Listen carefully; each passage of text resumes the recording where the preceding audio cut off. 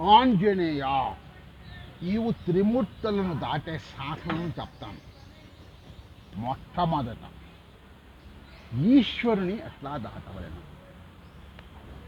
అందుకు నీ సాధన ఏమిటంటే ప్రశాంతముగా ఉండటం.